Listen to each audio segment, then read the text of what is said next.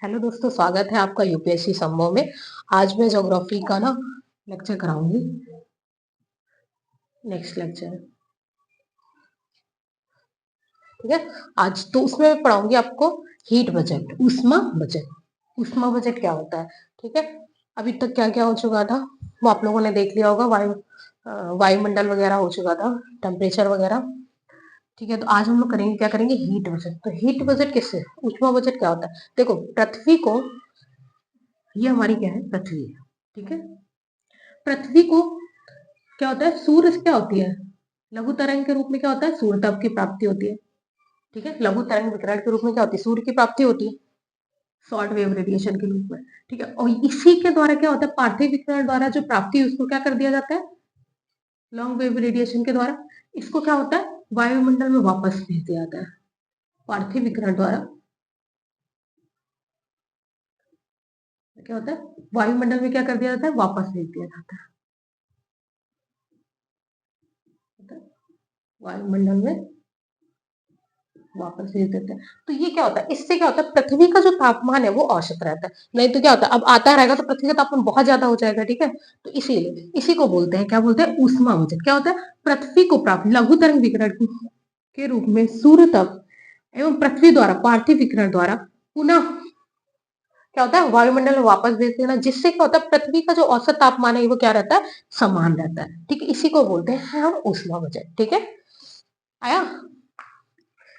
तो अब देखो, अब हम मान लेते हैं, मतलब किस तरीके से प्राप्त होता है, कुछ कुछ क्रियाएं भी तो होती होंगी।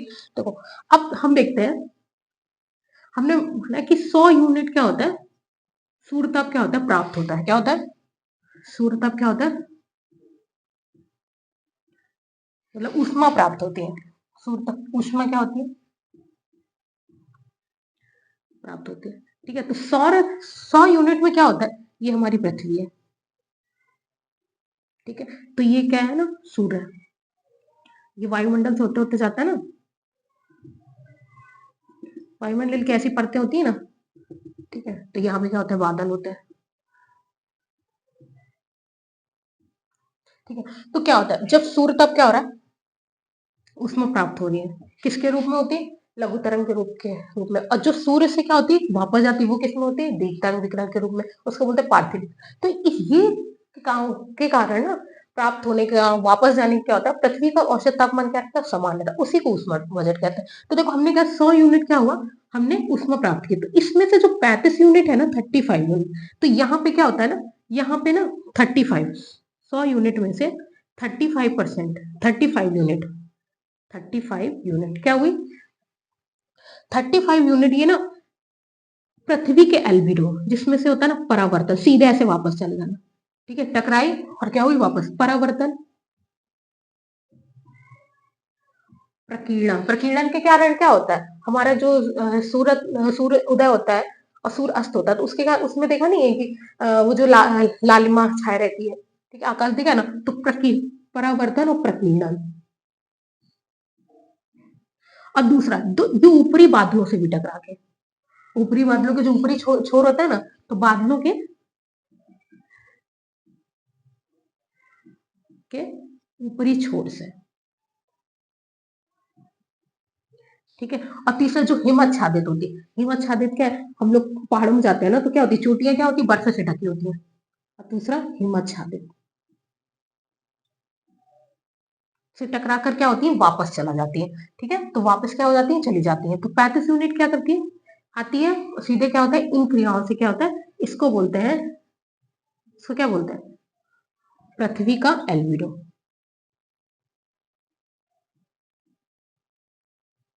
ठीक है। इसके कारण क्या होता है, ये वापस चला जाता है। अब देखो, हम लोग बोल नहीं रहे पृथ्वी का एल्बिडो कम हो रहा है, तो क्या हो रहा है कि जो ये पहाड़ है, ये क्या है, ये है पहाड़, ठीक है। तो पहाड़ के ऊपर ना बर्फ से ढकी हुई है। तो ये क्या हो रहा है, पृथ्वी के तापमान के क्या हो रहा है, ये जो है ना बर्फ क्या हो रही है, पिघल रही है। तो अब जो जो इससे सीधे टकरा रही थी और जो वापस जा रही थी वो कम जाएगी, तो क्या होगा, कहीं ना कहीं पृथ्वी का तापमान में क्या है, अवशोषण ज्यादा होगा, तो पृथ्वी का तापमान बढ़ेगा कि नहीं होगा। तो इसीलिए बोल रहा है ना कि एल्बिडो पृथ्वी का क्या हो रहा है, कम हो रहा है। आया समझ में, क्योंकि हिमत छादित क्या हो रही, पिघल रही है, ठीक है। तो इसीलिए बोलते हैं पृथ्वी का एल्बिडो क्या हो रहा है, कम हो, तो ये दिक्कत आएगी ना पृथ्वी के एल्बिडो। ठीक है, तो ये 35 यूनिट क्या हो जाती है, ये इन सबके द्वारा क्या होती है, पृथ्वी में वापस कर दिया। अब देखो 100 में से ना 100 यूनिट में से 35 यूनिट तो पृथ्वी के द्वारा वापस कर दी गई। ठीक है, अब क्या होता है, अब जो 65 यूनिट बची, 65 यूनिट ना आई पृथ्वी में, लेकिन 65 यूनिट में भी ना वायुमंडल के द्वारा ना 14 यूनिट क्या कर ली जाती है, 14 यूनिट किसके द्वारा, वायुमंडल द्वारा अवशोषित कर ली जाती है। ये वायुमंडल है ना, इसके द्वारा अवशोषित कर ली जाती है। तो ये यहाँ पे कितनी प्राप्त हुई, अब यहाँ पे जो होती है ना पृथ्वी में, पृथ्वी को जो प्राप्त होती है वो क्या होती है, 51 यूनिट क्या होती है, यहाँ पृथ्वी को प्राप्त होती है। 51 यूनिट पृथ्वी को प्राप्त होती है। ठीक है, ठीक है, पृथ्वी को प्राप्त होती है। अब देखना ये क्या हुई, प्राप्त हुई चीज है। ठीक है,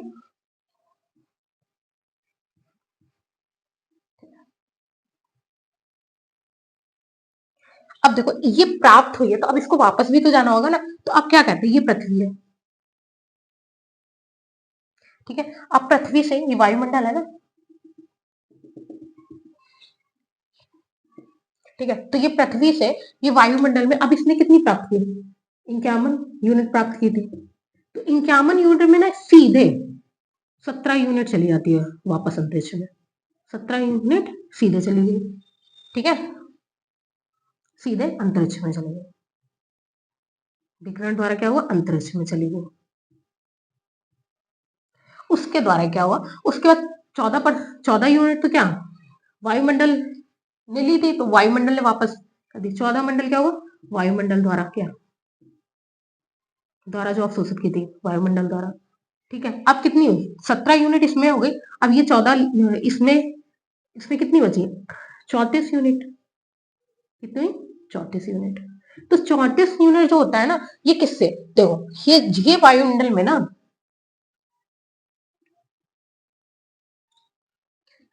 पार्थिव विकिरण द्वारा,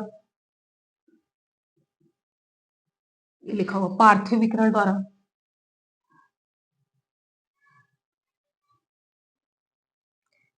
पार्थिव विकिरण, फिर संवहन द्वारा, तापी संवहन द्वारा, और ऊष्मा विक्षेप द्वारा,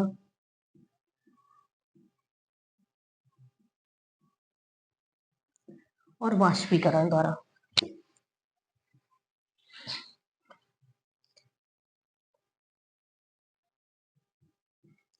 वाष्पीकरण द्वारा और संघनन के द्वारा क्या होती है, वापस भेज दी जाती है, क्या होती है, वापस भेज दी जाती है। ठीक है, ये क्या होती है, 34 यूनिट क्या है, इन क्रियाओं द्वारा वायुमंडल में क्या होती है, वायुमंडल में भेज दी जाती है। क्या, पार्थिव विकिरण द्वारा, संवहन द्वारा, तापी संवहन द्वारा, ऊष्मा विक्षेप द्वारा, और वाष्पीकरण द्वारा। ठीक है, तो ये क्या होती है, सीधा। तो ये कितनी हो गई टोटल, ये ये वाली, ये तो ये कितनी हो गई, ये टोटल हो गई 65 यूनिट। तो 65 यूनिट थी ना, तो 65 यूनिट जो पृथ्वी ने ली थी वो क्या कर दी, पूरा वापस कर दी। इसी से क्या होता है, पृथ्वी का जो तापमान है ना, पृथ्वी का औसत तापमान क्या रहता है, संतुलित रहता है।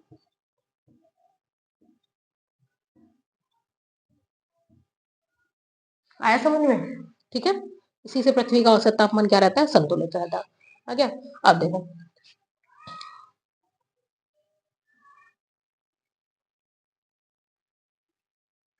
इरेज कर देते हैं। अब देखो, अब ये होता है इसी तरीके से जो क्षैतिज है ना, ये तो ऊर्ध्वाधर हो गया, अब क्षैतिज संचलन मतलब अक्षांशी ऊष्मा का संचलन।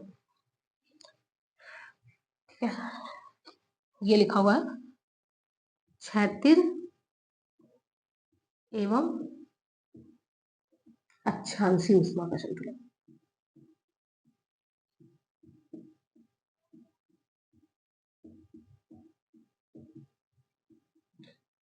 देखो क्या होता है, ये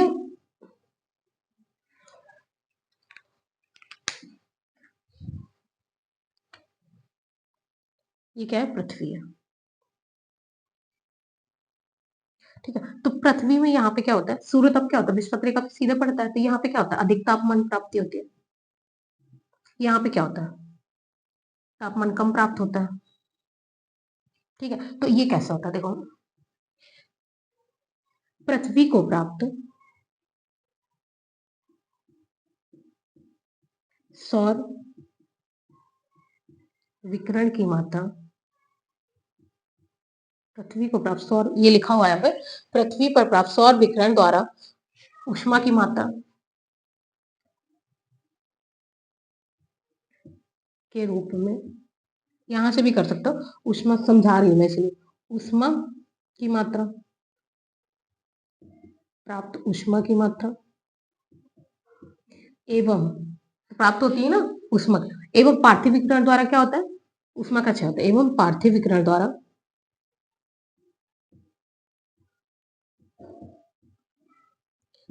द्वारा ऊष्मा का क्षय समान नहीं होता। ठीक है, ऊष्मा का क्षय सभी अक्षांशों में समान नहीं होता।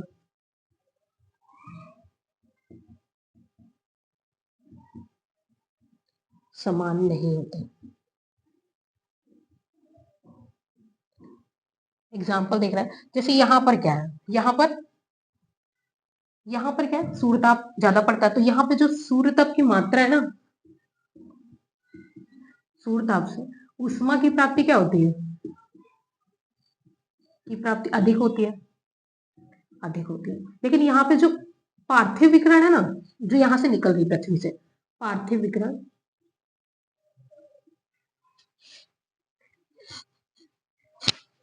पार्थिव विकिरण द्वारा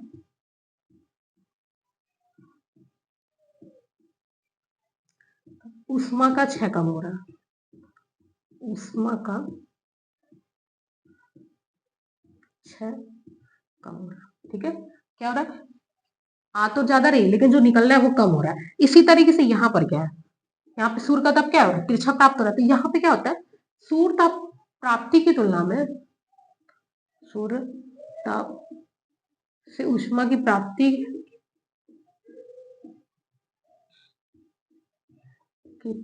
की तुलना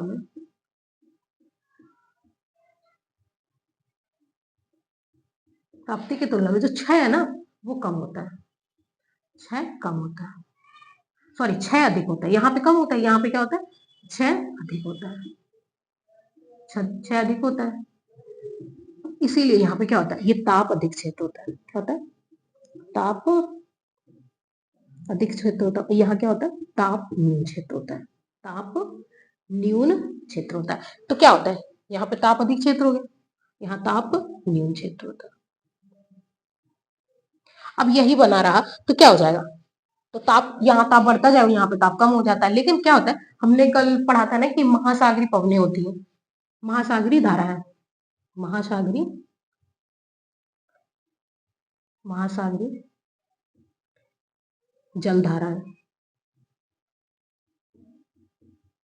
ठीक है, जो महासागर में चलती है। ठीक है, इसी तरीके से पवनें होती हैं, प्रचलित पवनें होती है ना,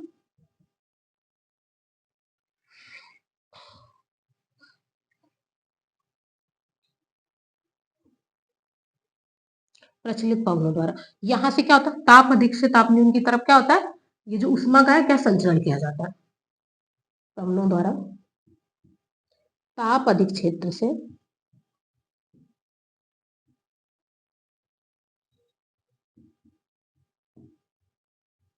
ताप न्यून क्षेत्र की ओर,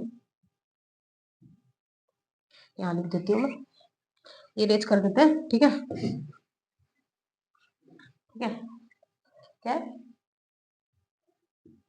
क्या बोल सकते हैं, महासागरी जलधाराओं,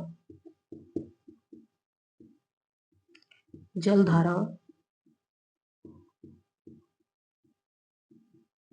एवं प्रचलित पवनों के द्वारा, पवनों के द्वारा ऊष्मा का, ऊष्मा का प्रवाह ताप अधिक से ताप न्यून के क्षेत्र में होता है।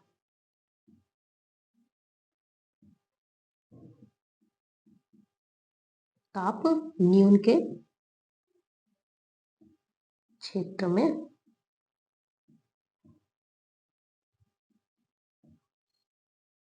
आया समझ में? कि यहाँ से क्या होगा, अब तापमान अधिक है तो यहाँ से यहाँ जाएगी, यहाँ से यहाँ जाएगी, तो ये क्या होगा, इसी तरीके से क्या होगा, अच्छा जो अक्षांशीय और क्षैतिज संतुलन क्या होगा पृथ्वी में, इसी तरीके से ऊष्मा का क्षैतिज और अक्षांशीय संतुलन होगा। हमने पढ़ा, एक तो हमने पढ़ा कि ऊष्मा बजट जो क्या है लंबवत सूर्य का तप प्राप्त होता है, फिर क्या होता है वो किस तरीके से वापस जाता है उसके कारण पृथ्वी किस तरीके से, वहां जो पृथ्वी का तापमान है वो किस तरीके से औसत रूप से तापमान संतुलित रहता है वो। उसके बाद हमने पढ़ा क्षैतिज एवं अक्षांशीय ऊष्मा का संतुलन। आया समझ में? ठीक है।